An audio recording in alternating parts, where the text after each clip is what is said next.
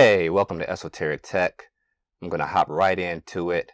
What you guys are seeing is me writing Golang code on my Mac using an Xbox controller and a Raspberry Pi. The Pi is kind of acting as a keyboard emulator, and I'm controlling that emulator with the controller. And so you can see I can, kind of type slowly. The joystick, if I want to type a little faster, I can push it a little bit more. If I want to type really fast, I just push it all the way to the right. What else? I can type one letter at a time, like this. If I want, I can navigate to a different line. I can comment, go back there, uncomment. I can select an entire line. I can delete. I can undo. And that's just some of the features of this tool. The best thing about this tool is that it is intelligent. And I'm going to explain what that is and also explain to you how and why I created this tool.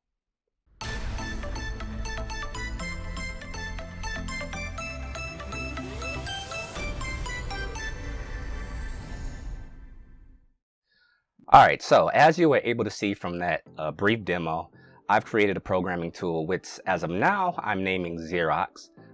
As I explain it, you'll probably be able to see a little bit more why I'm naming it that.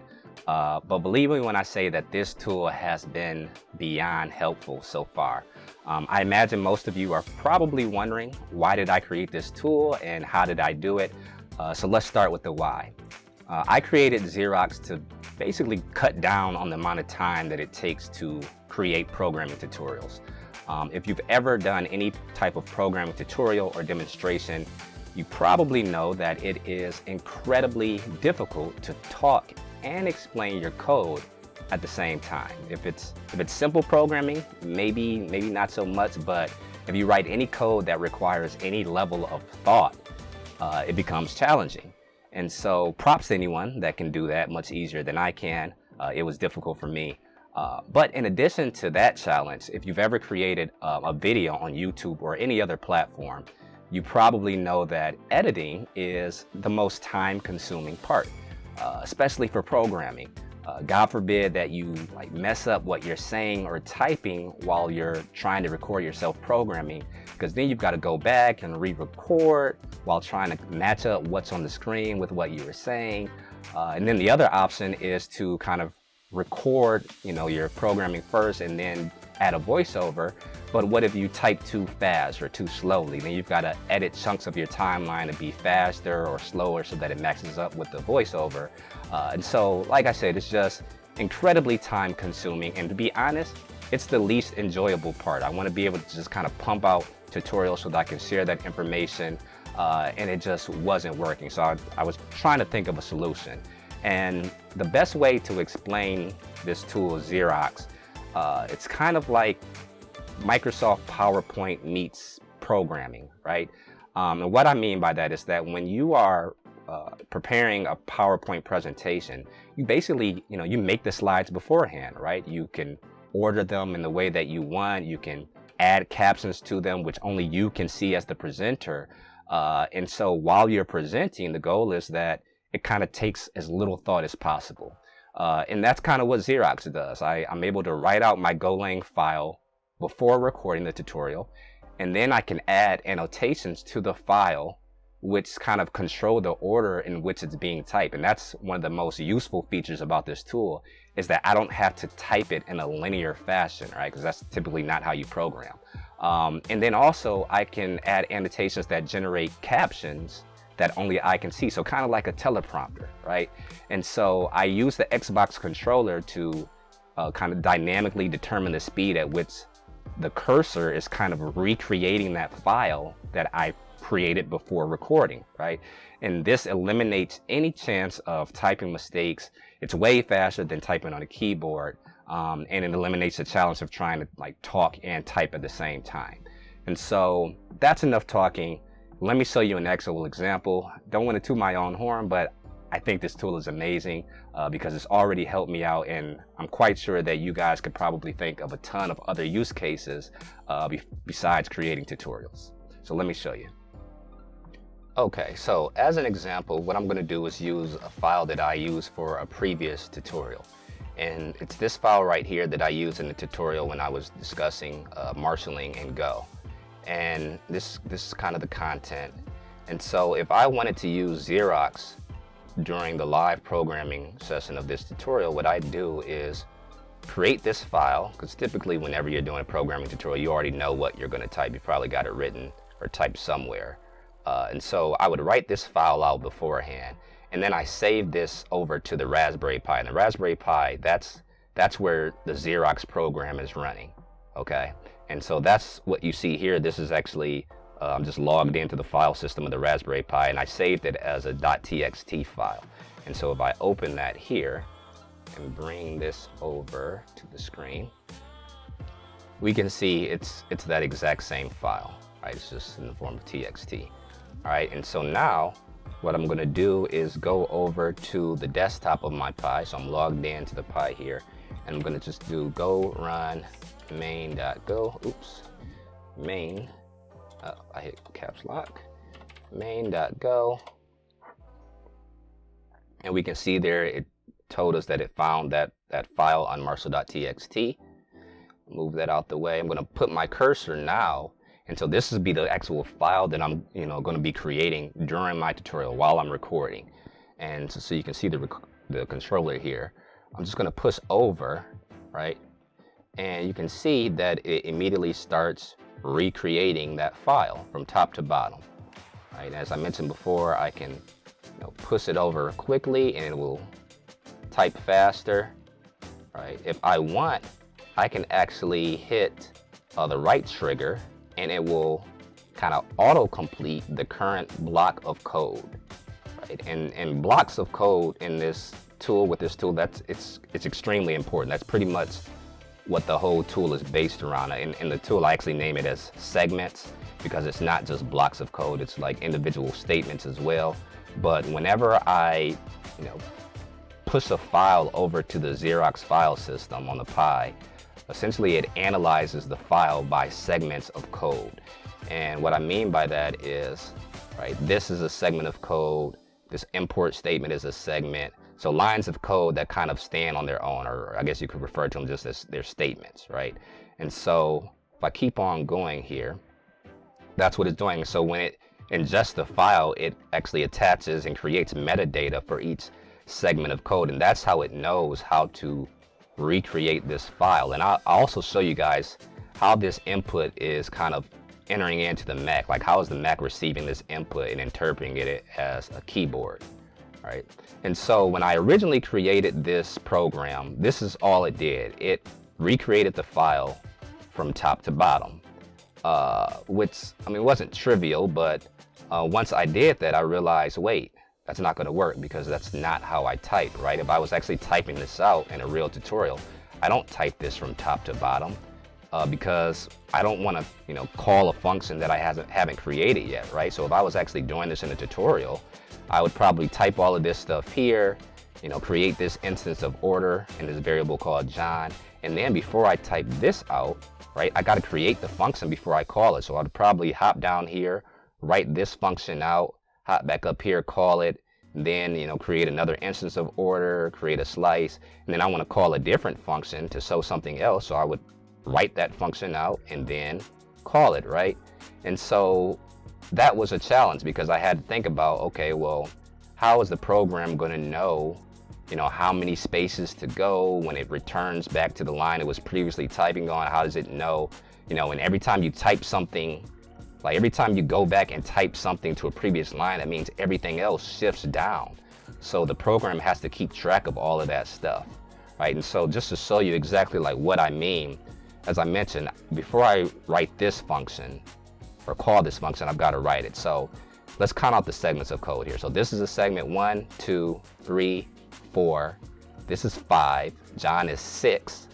And this will be the 7th segment. And so instead of this being typed as the 7th, I want this to be typed as the 7th. So I'm going to go over to my file here, and right here on this line, I'm going to type in an annotation. ORD is basically an annotation in the form of a comment, and I'm saying order 7. And I'm saying I want this chunk of code to be the seventh segment that gets typed. And so I'm going to save that.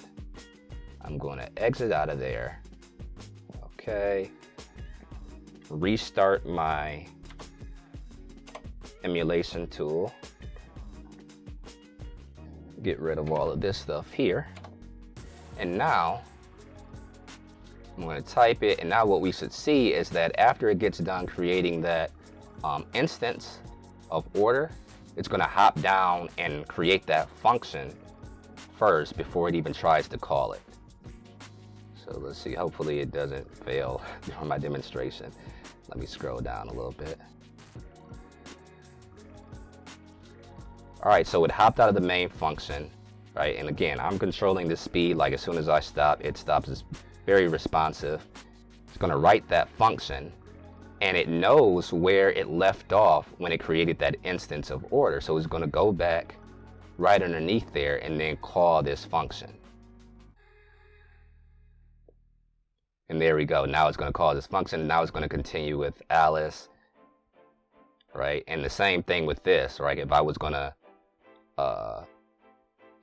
actually, type this in the proper order, I would add an annotation to this function here, the actual function, not on this line, the actual function where it's created here, right? And say, hey, I want this to be typed before you actually type line 71. So let me show you guys, how all of this stuff is set up. So you may be able to guess by now that this project was as much a hardware project as it was a software project. And maybe I could have gone the purely software route, but I think that would have required more specialized knowledge. I probably would have needed to know how to build an extension for Golang, which is probably not too hard. You just have to know JavaScript or VS Code. The other option was to build maybe some native application for the Mac, but then it would have been specific to the Mac, and I would probably had to work with Xcode and some other things. So I think this was more in line with my existing knowledge and probably a little bit faster to do. But one of the components that was essential for this project was a device that I got from this website here, Hagstrom Electronics. And pretty much what they do is provide like circuit boards and electronics that interface with your computer, like keyboard or mouse, or connect to the serial inputs on your computer. And the specific device that I used was actually, let me see here, here we go, USB to USB device.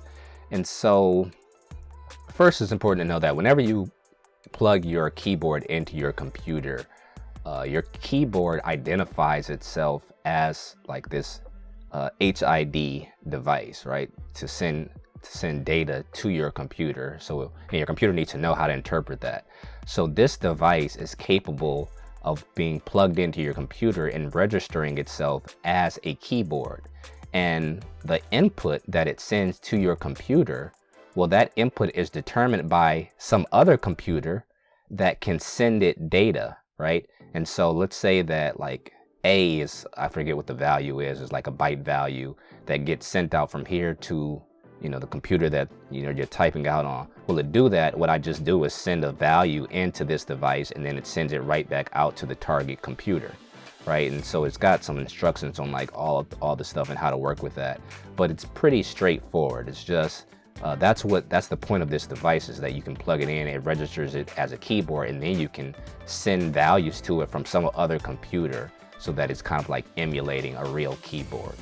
And I know that you can actually like do that with a Raspberry Pi. You can completely cut out this device, but I actually think that introduces some other limitations that would have been a challenge to kind of work with for this project. So I needed this. Of course, I needed a Raspberry Pi. And then the other part was I have an Xbox controller. It's really a knockoff Xbox controller. And this is the controller I actually got. I bought it a while ago. And even though it says like PlayStation 3, when you plug it in, it actually does identify itself as an Xbox controller. Like, so it's got the same configuration. So that's what I used. Now, how is this stuff set up?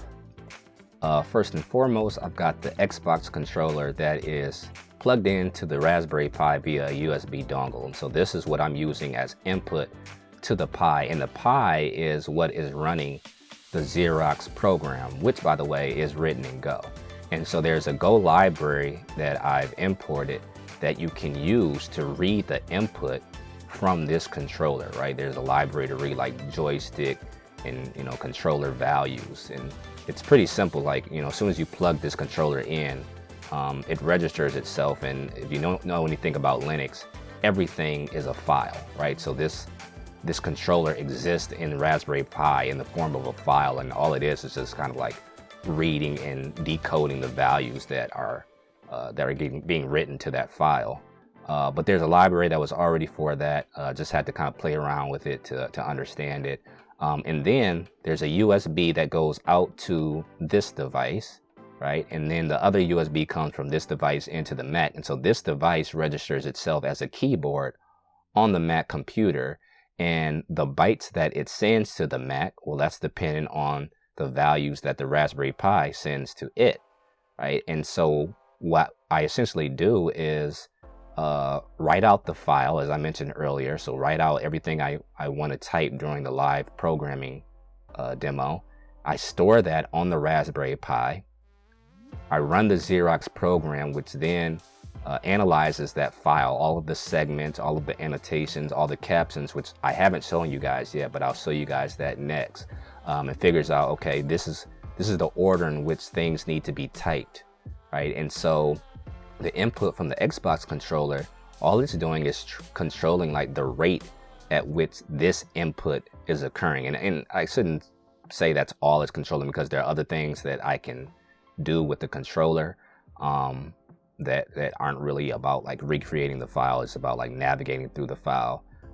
But that's pretty much the case, right? It's just sending values to this thing, which sends values to the Mac, because this thing is acting as a keyboard. And I can say one of the most difficult things about this project was accounting for the autocomplete feature of the IDE on the Mac, so specifically Golang in this case. So when you're typing, you probably don't really think about it, but there's a lot of auto-completion that takes place, right? There's like, if you type opening bracket, it automatically adds the closing bracket. It automatically adds like the tabs. If it's like a new scope, it auto indents that. And so you have to kind of account for that in my Xerox program, because if you don't, and it's just reading the file line by line, well, it's going to try to add those tabs even though they've already been added. It's going to try to add a closing brace even though it's already there.